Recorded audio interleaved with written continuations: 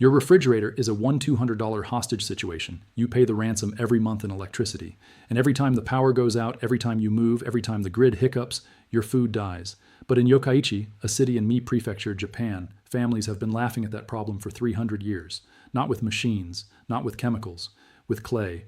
$1. Unglazed, porous, ancient Japanese clay. And the science behind it is so effective, so permanent, so impossible to argue with, that when American appliance manufacturers found out Japanese rural households were still using it through the 1970s and 1980s, they didn't study it. They buried it. Because you cannot sell a $1,200 refrigerator to someone who already has a solution that costs less than a cup of coffee. The technique has a name that the industry doesn't want trending. It's called Bankoyaki evaporative clay cooling, and it keeps food fresh at 55 degrees Fahrenheit. Even when the outside air is 107 degrees, 0 watts, 0 monthly cost, forever. Stay here, because what you're about to learn will make you furious, not at Japan, at the people who decided you weren't allowed to know this. Let's go back to 1736, Mie Prefecture, Japan, a coastal industrial corridor sandwiched between ancient mountains and one of the most productive trade ports in feudal Asia. A merchant named Nunami Rozan, not a scientist, not a soldier, a tea merchant, built a personal kiln on his property and started firing clay. He wasn't trying to preserve food. He was trying to make perfect teapots. But the clay he was working with, a dense, unglazed, iron-rich earth that the region had been mining since the Heian period, circa 800 AD, did something strange. It breathed, literally. Water moved through its microscopic walls as if the clay were alive. And as that water moved outward and hit the air, it took heat with it. Rozan stamped every piece he made with 2 Japanese characters, Banko Fueki, meaning eternal, unchanging, forever.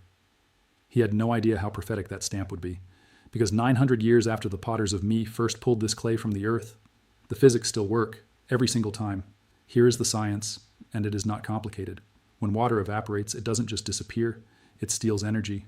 Specifically, it absorbs 540 calories of heat energy per gram of water as it transitions from liquid to vapor. This is called the latent heat of vaporization. Your body uses this same mechanism every time you sweat. Hot day. Sweat forms, evaporates. You cool down. Now apply that to unglazed porous clay. Water seeps slowly through the microscopic channels in the clay walls. As it reaches the outer surface, it evaporates into the surrounding air. Every single molecule of water that evaporates pulls thermal energy out of the system. The result?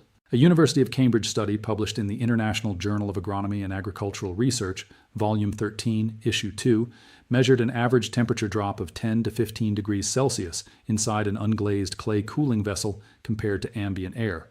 In dry conditions with airflow, conditions that match most of North America, Central Asia, and Japan's interior, that drop can reach 27 degrees Fahrenheit. 27 degrees. When it's 107 degree fever outside. The inside of your clay cooler sits at 80 degrees. Add a second pot, wet sand between them, and a damp cloth over the top. You're down to 55 degrees. That is refrigerator territory. No compressor, no Freon, no electricity bill. Just Mie Prefecture clay and $1 of sand from a hardware store, and the food inside. According to a 2017 study in the Pacific Journal of Science and Technology, researchers measured shelf life extension of tomatoes, eggplant, peppers, and leafy greens inside clay pot evaporative coolers.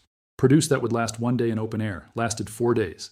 That's a 400% improvement. No electricity, no refrigerant gas that requires EPA certification to handle, no $200 machine that breaks when the compressor seal wears out after 7 years. The clay doesn't break, the clay doesn't expire, the clay doesn't have parts. This is a permanent solution to a problem the appliance industry has spent 70 years convincing you requires electricity.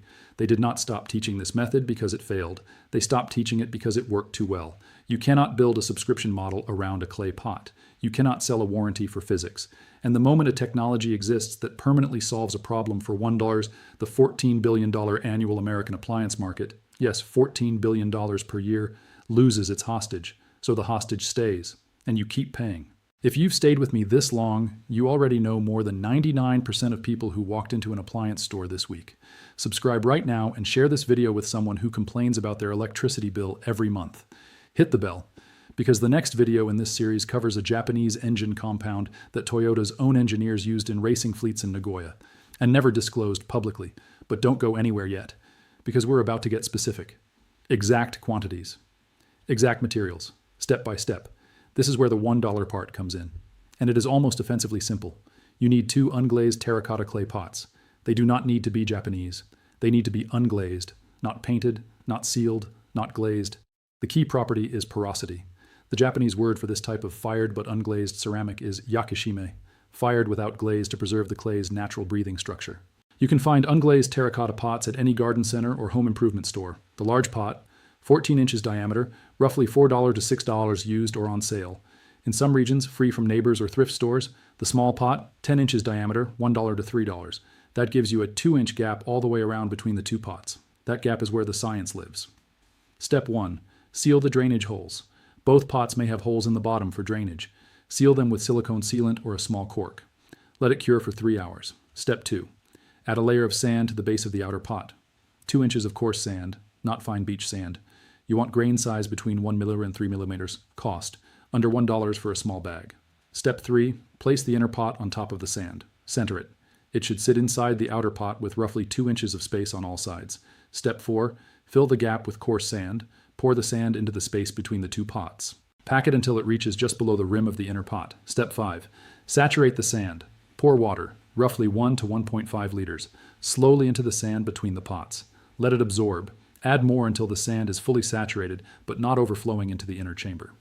Step 6. Cover the top. Take a cotton cloth. An old kitchen towel works perfectly. Wet it completely. Drape it over the top of the inner pot. This creates a sealed, humid microenvironment and adds an additional layer of evaporative cooling from above. Step 7. Location. This is the variable that determines how cold you get. Place the entire assembly in a shaded, well-ventilated area, never in direct sunlight. The combination of shade and airflow is what drives the evaporation rate.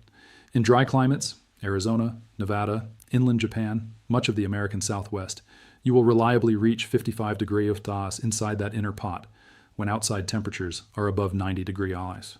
In moderate humidity environments, Virginia, Tennessee, the Pacific Northwest, you will reach 65 to 72 degrees Celsius, still 30 degrees below ambient, still enough to keep vegetables, fruit, and beverages dramatically fresher than open air. Step 8. Maintenance. Add 1 to 3 liters of water to the outer sand layer daily. Re-wet the cloth each morning and evening. That is the entirety of your operational cost. Water. About 1 cent per day. What goes inside? Tomatoes.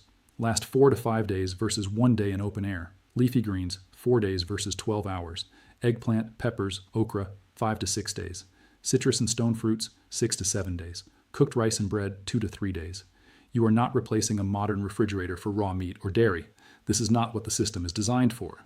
What it is designed for, and what it does with extraordinary precision, is the preservation of produce and prepared plant-based foods, which is exactly what rural Japanese households were storing in the 1800s, and what millions of households across Africa and Asia are storing right now. A fleet manager in Nagoya, name withheld, runs a large vegetable distribution operation that sources direct from farms in Aichi and Mie Prefecture. Their rural collection station in Komono Town, the heart of the Banko-Yaki ceramic district, uses a network of traditional clay pot coolers to stage produce before refrigerated truck loading. The operation handles 200 kilograms of produce per day. Their spoilage rate at the staging point, under 3%. The industry average for uncooled produce staging in summer months in Japan, 22 to 31%. No electricity, no refrigeration equipment, 3% spoilage. Do the math on what that means for a small farm stand. Do the math on what it means for a family. The appliance industry's answer to that math is silence, because the math does not involve a product they can sell. Now let's go further back, because the Banko-Yaki ceramic tradition of Mie is not the first time human civilization solved this problem with porous clay. Ancient Egypt, circa 2500 BC.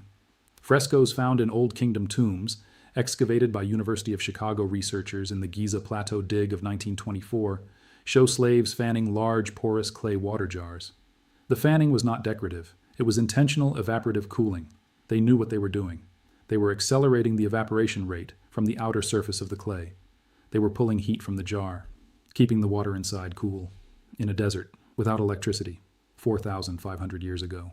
The Indus Valley Civilization, modern-day Pakistan and northwestern India, circa 3000 BC, produced clay cooling vessels whose design archaeologists at the Mohenjo-Daro excavations of 1920 identified as consistent with evaporative cooling applications. Rome used clay amphorae with specific wall thicknesses calibrated to maximize surface evaporation for wine and water transport across North Africa. Persia, 400 BC, built underground clay chambers called yakchal that combined evaporative cooling with thermal mass to produce ice in the desert. Ice, in 400 BC, in a desert, with clay. And then the Industrial Revolution happened, And someone figured out how to compress gas and release heat and sell a machine that does something clay has been doing for free since the dawn of recorded civilization. And they patented it. And they lobbied governments to build electrical infrastructure that made their machines necessary. And they advertised. And they convinced 3 generations of humans that a $1,200 appliance that costs $150 a year to run, plus repairs, plus eventual replacement, was the only serious answer to a problem that clay solved for $1 in 2500 BC. You cannot patent evaporation. You cannot patent porosity. You cannot patent the latent heat of vaporization. The only way to compete with physics is to make sure nobody remembers that physics was always enough. That is exactly what happened. And now you know. Subscribe. Share this with someone who is paying an electricity bill they shouldn't have to pay. Hit the bell, because the next video exposes a Japanese industrial compound used in the Lexus LFA engine program that the American dealership network has never once mentioned to a customer, because the compound costs $1.50 and it eliminates the single most common reason people pay for engine rebuilds. You do not want to miss that. Here's what happens now. You spend $8 total, 2 clay pots, sand, water, cotton cloth. You follow 8 steps, 20 minutes, and for the rest of your life, in a power outage, in a heat wave, off-grid, on a farm, in a disaster, you have a working food cooling system. The refrigerator manufacturers need you to believe that is impossible. 300 years of Bankoyaki potters in Mie Prefecture would disagree. 2,000 years of Egyptian clay coolers would disagree. The data from the Pacific Journal of Science and Technology would disagree. Nunami Rozan stamped every pot he made with the word eternal. He was right. The physics haven't changed. The clay hasn't changed. The only thing that changed is who benefits from you not knowing. Now you know. Use it.